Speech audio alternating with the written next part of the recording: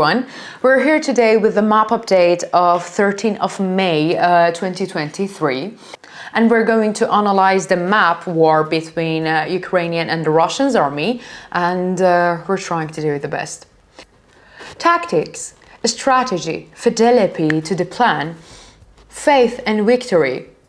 Although there are sometimes difficulties in the following in this roadmap, those who continues to follow the route on the map will always be victorious.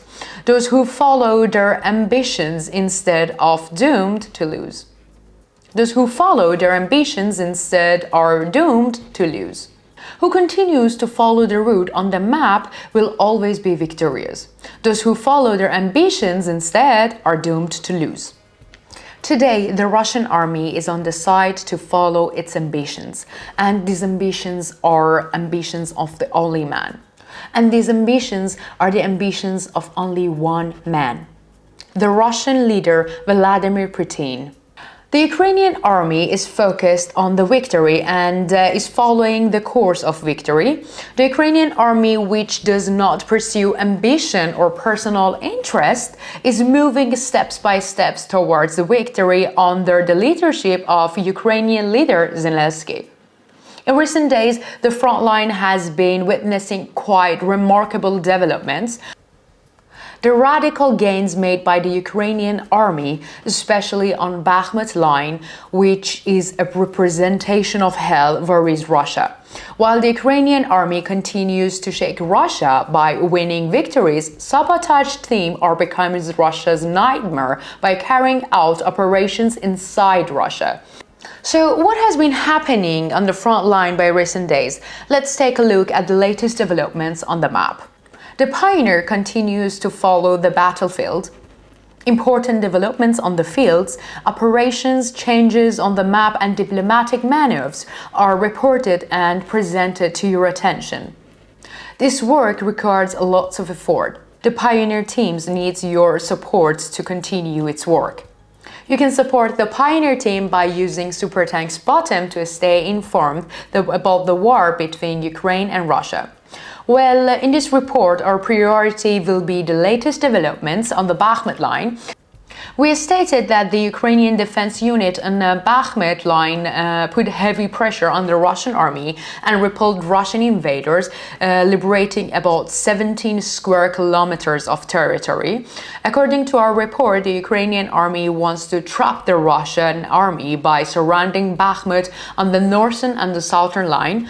The developments in recent days confirms our report. Let's take a look at the area around Bakhmut on the map. Well, to the north of Bakhmut is Soledar, which is under occupation. In this region, which is about 20 kilometers from Bakhmut city center, the Ukrainian army has carried out a successful operation in recent days. According to Russian sources, more than thousands military personnel of the Ukrainian Defense Forces and 46 tanks participated in the furious offensive, which posed quite a challenge for the Russian forces in Soledar. The Ukrainian army, which has established a 20-kilometer hot contact line in the area north of Soledar, continues its operations. The Ukrainian army continues its operations in the north of Bakhmut while increasing its pressure in the south of Bakhmut. The capture of Bakhmut has turned into a life and death struggle between the two armies. The first renunciation in this life and death struggle came from the Wagner militia in the Russian army. The withdrawal of the Wagner militia from the Bakhmut had a domino effect on the Russian army. The Russian positions south of Bakhmut are about to collapse very soon. The Russian positions in Bakhmut are about to collapse very soon. You can see the highway that runs through the center of Bakhmut heading towards the western Ukraine. This road is very important for the Ukrainian army to protect its capital. Therefore, all units of Russian army on and around the road must be cleared. It is also important to secure this road for the safety of the Ukrainian soldiers who will take part in the northern and southern lines that will be used to surround their Bakhmut.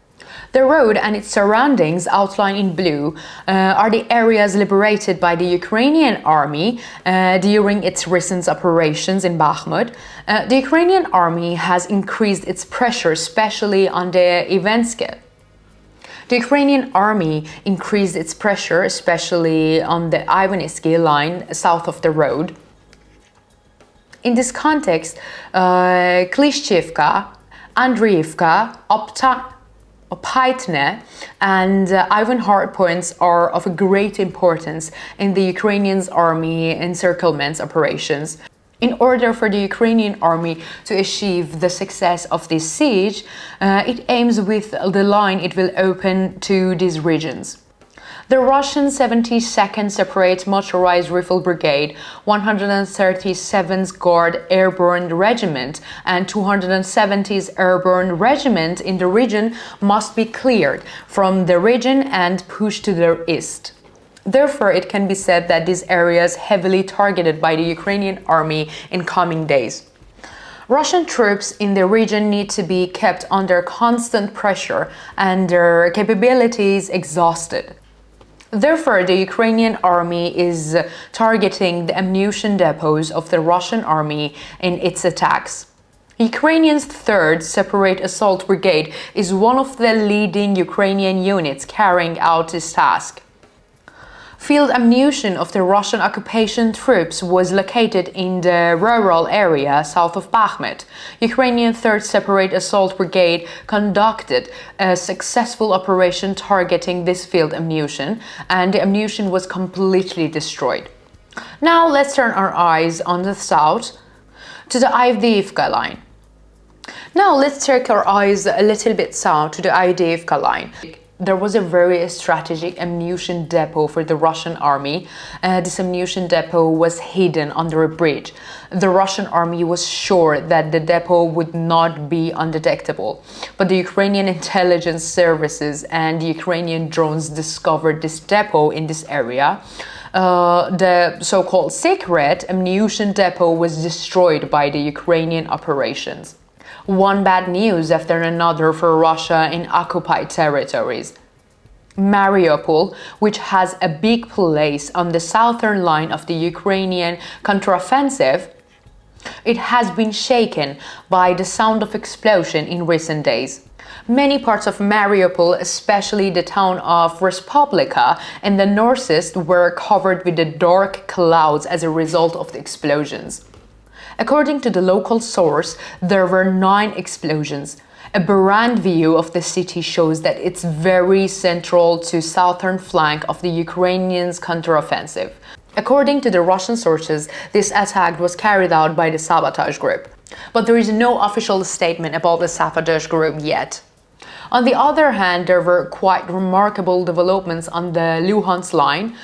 In the city center of the Luhansk, there was a Russian interior academy affiliated to the Russian occupation forces.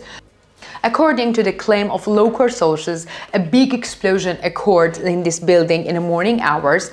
According to the first determinations, many Russian occupiers in this building were killed. Russian sources remain silent about this explosion. Now let's turn our eyes on Russian territories on the northern border of Ukraine. The events taking places there are quite frightening for Russia. In just one day, the Russian air forces suffered heavy losses in the region. 2 Mi-8 helicopters, 1 Su-34 fire bomber, and 1 Su-35 crashed in the Bryansk, in the north of Ukraine. This region was considered by Russian war experts as a region to be protected against the Ukrainian invasions. Although Russian sources blame the Ukrainian military for the drawing of these plans. All the Russian forces blames Ukrainian military for the downing of these plans. Many allege that the Russian air defense system targeted their own aircraft. Heavy losses here call into question the competence of the Russian Air Force. While bad news coming from the front line, it can be stated that Putin more cornered with this development. It is curious what cornered Putin will do in these coming days. What do you think? Do you think the violence in clashes will increase on the Bakhmut lines? Who could have carried out the attack on the occupied territories? How do you interpret this excessive downing of Russian planes? Is it possible for the war to spread to Russia? We care about your views. Please share them with us.